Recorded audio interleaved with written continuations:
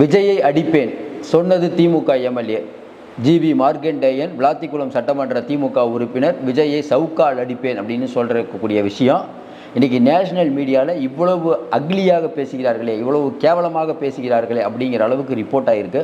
NDTV, India today உள்ளிட்டவங்கெல்லாம் இதை பெருசாக எடுத்திருக்காங்க. தமிழ்நாட்டில் எந்த ஊடகத்திலும் ஏன் வரல நமக்கு தெரியல. அப்போ நியாயமாக கேட்டால் அடிப்பீங்க அப்படிங்கிற அளவுக்கு இன்றைக்கி பேசக்கூடிய தைரியம் இன்றைக்கி திமுக எம்எல்ஏக்கு வந்திருக்குதுன்னா அதை நம்ம பெரிய ஆச்சரியப்பட வேணாம். ஏற்கனவே கிட்னி திருட்டு பண்ணிவிட்டு முறைகேடுன்னு சொன்ன அமைச்சர் உள்ள நாடு தான் இது, நமக்கு தெரியும். கிட்னி முறைகேடு எந்த அளவுக்கு போயிட்டுருக்குன்னு தெரியும். இப்படிப்பட்ட சூழ்நிலையில் விஜய் அவர்களை பற்றி இழிவாக இன்றைக்கி திருவாரூர் முழுக்க சுவரொட்டி ஊற்றப்பட்டு அதை விஜயோடைய ஆட்கள் கிழிச்சிருக்கிறத தகவல் இதெல்லாம் பார்த்துட்டு என்னங்க, உங்கள் தமிழ்நாடுங்கிற ஒரு ஸ்டேட்டில் வார்த்தை போர் அப்படிங்கிறத தாண்டி இது வேறு விதமான அசிங்கமான வார்த்தைகளால் அர்ச்சனை பண்ணுறாங்க அப்படிங்கிற அளவுக்கு இன்றைக்கி ஆங்கில ஊடகங்கள் சொல்லும் போது உண்மையிலேயே வருத்தமாகுது. ஒருவரை கருத்து பேசினா கருத்தால் எதிர்கொள்ளலாம், அதை விட்டுட்டு இந்த மாதிரியான வன்முறை பேச்சு இது நல்லா யோசனை பாருங்கள்.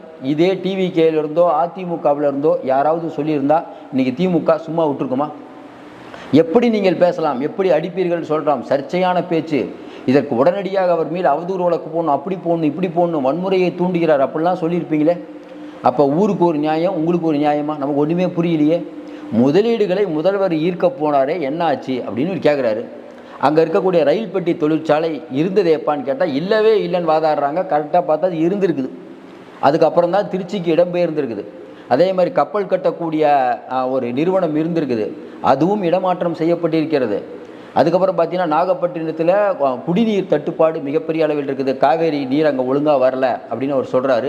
இல்லை வந்துருச்சு அப்படின்னு பொய்யான தகவலை இன்றைக்கி திமுக ஆதரவாக்கள் மீடியாக்கள் உருவாக்கி கொண்டிருக்கு. விஜய் பேசுகிறது தப்பு, புள்ளி உரம் தெரியாமல் பேசுகிறார். இதுதான் அவங்களுடைய பாயிண்ட். மறுபடியும் சொல்கிறோம், விஜய் புள்ளி உரத்தோடு தான் பேசுகிறார், இவர்கள் தான் தவறாக பேசுகிறார்கள். இந்த எம்எல்ஏக்கு யார் தண்டனை கொடுப்பது என்று தெரியவில்லை. விஜய் கட்சிக்காரங்க மறுபடியும் நம்ம சொல்கிறோம், விஜய் இவங்க ஆட்டத்தை கலைக்கப் போகிறார்.